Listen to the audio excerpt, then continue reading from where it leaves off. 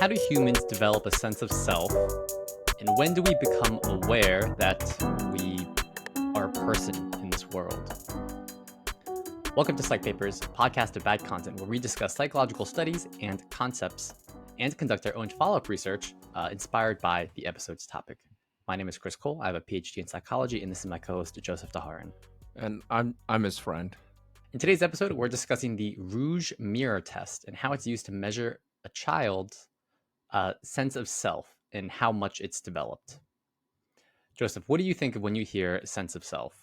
You know who you are. I feel my body. I'm in my own body. You know, when I think of that, I'm thinking about, you know, when people say they're floating above their body. Like, what is that called?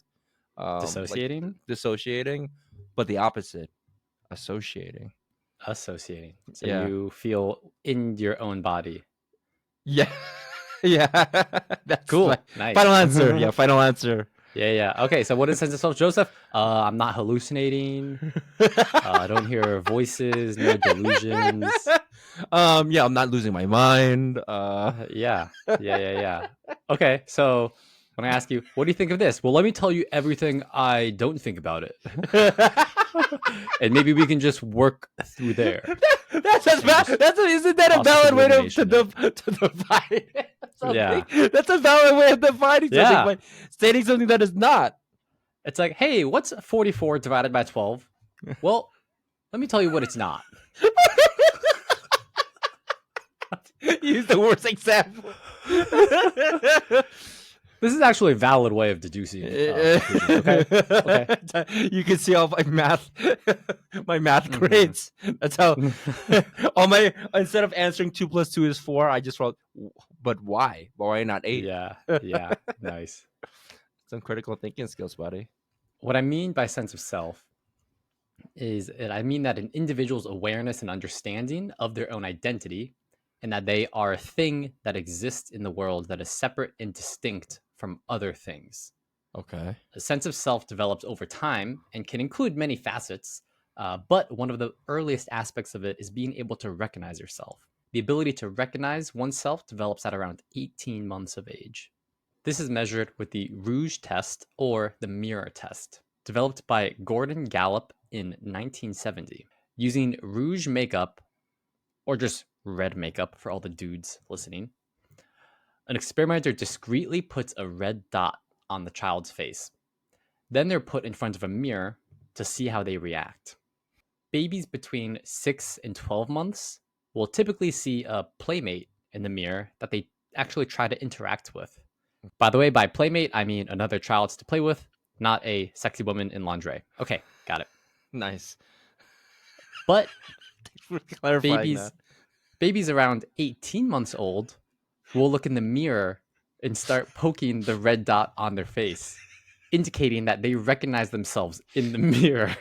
I love the idea of someone listening in on this and just like, oh, okay, cool. I'm glad he said that about this baby.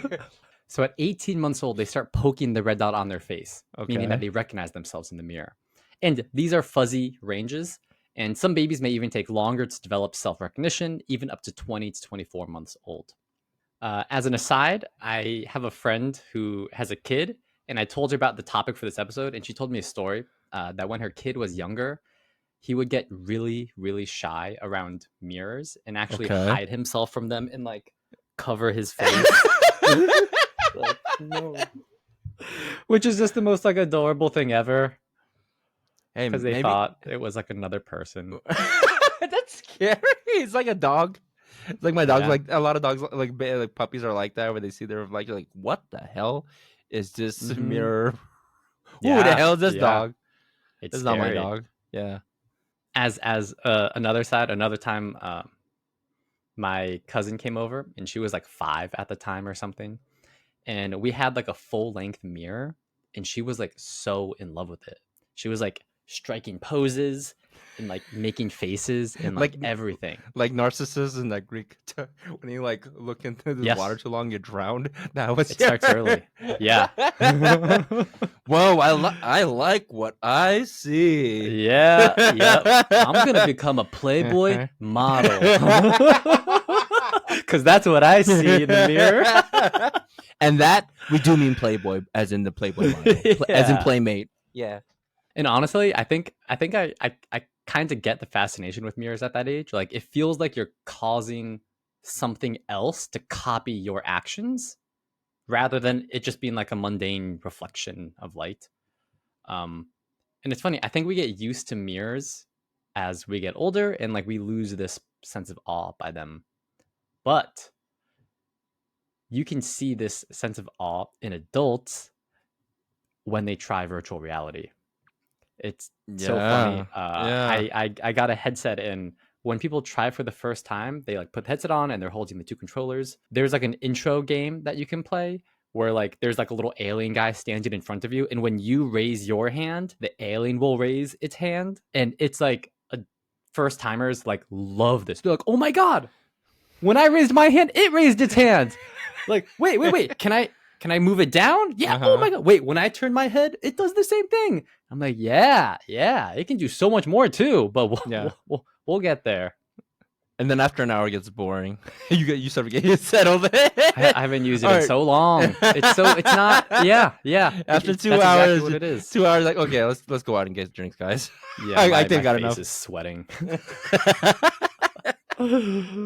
Passing the mirror test demonstrates the child's basic ability to understand self-awareness. There's a strong correlation between self-concept and object permanence, which is the understanding that objects continue to exist when they're no longer visible. And we discussed this in our child development episode where we talked about object permanence, theory of mind, and conservation. What this correlation means is that kids who pass the mirror test at an earlier age are probably also likely to develop their object permanence earlier as well. Do you think this is a good test, Joseph? I don't know how else you would do it, because you have to find a way to disfigure the baby without making it obvious. Like I don't know, like damn, you don't have to disfigure them. I couldn't find the right word. All right, so we're gonna give the baby a black eye. I think for saying it'll heal. It'll heal. Babies are strong. Part of this activity is also the baby learning resilience, and they'll learn it by getting knocked the fuck out by us. And I'm sorry to say, you did sign the consent form. Maybe next time try reading it. Ooh, ouch. So give me your baby. Here's a $20 gift card. The soup will be in the back. Yeah. Soup. Well, okay, I guess. Here's my baby. I skipped lunch, okay. All right, take my baby. So there's some debate with the test, with some proposing that a child might not touch the red mark simply because they're not motivated to clean up their face. Oh, I see. Thus providing incorrect test results. That's fair. So maybe they know the mark is there, they just don't care though. And maybe like some babies maybe just accidentally are cleaning it off. Just maybe might intentionally like touching that part of the face. Possibly, yeah. You would have to be able to code like what's an intentional touch or not. Yeah. So they modified the test in a pretty, I think, genius way. So in the new iteration, at first the experimenters played with the children, making sure that they looked in the mirror at least 3 times. So they played together in this room. There's a mirror in the room. They made sure the kid looked at the mirror at least 3 times. Then the Rouge Test was performed with a dot of red makeup under the child's right eye. Okay. Then the experimenter introduced a doll with a red spot under its eye as well. And then they asked the child to help clean the doll. The experimenter asked them 3 times before cleaning the doll themselves. Then they put the doll away and performed the mirror test again. Okay, and then to see if the kid cleans himself this time. Yes. Him or herself, yeah. Basically training the kid to recognize, hey, cleaning up the red spot on a face is the task at hand. So like a Pavlov's dog, basically. Pavlov's baby. For babies. Yeah. That study never got published. It was too hard of a sell to the journals. Pavlov's baby. Pavlov's baby. So these modifications to that experiment led to an increased number of children recognizing themselves and rubbing the makeup off. So there probably were some children that maybe saw the red dot at first and just didn't care enough to try to brush it off. Yeah. That's pretty smart because you're like, um, it's very intentional in this method. Like it has like because they learn the behavior by doing it to the doll and they see themselves. So Yeah. they're probably Yeah. trying to follow that cue. Oh, I should probably clean this off myself. So that's pretty smart. Yeah. That's why I think I went into grad school studying developmental psychology. All the labs I worked at before grad school were developmental. And I think that's the part that I loved about the field the most was that all of the methods were like so creative Mm-hmm. because for an adult, a lot of the measures are just surveys, just asking people Sure. on a Yeah. scale of 1 to 5, how sad did you feel during this? You can't ask a baby certain things. So you have to come up with like these like creative, cool, interesting ways to like measure behavior and attitudes and perceptions, Yeah. which I really appreciated. Yeah. Or you can just like like like do like one of our episodes where the bystander effect where you fake out the participant and you set up Oh, a yeah. scenario where they have to confront on yeah. whether or not they're going to help someone. I love those too. I Yeah.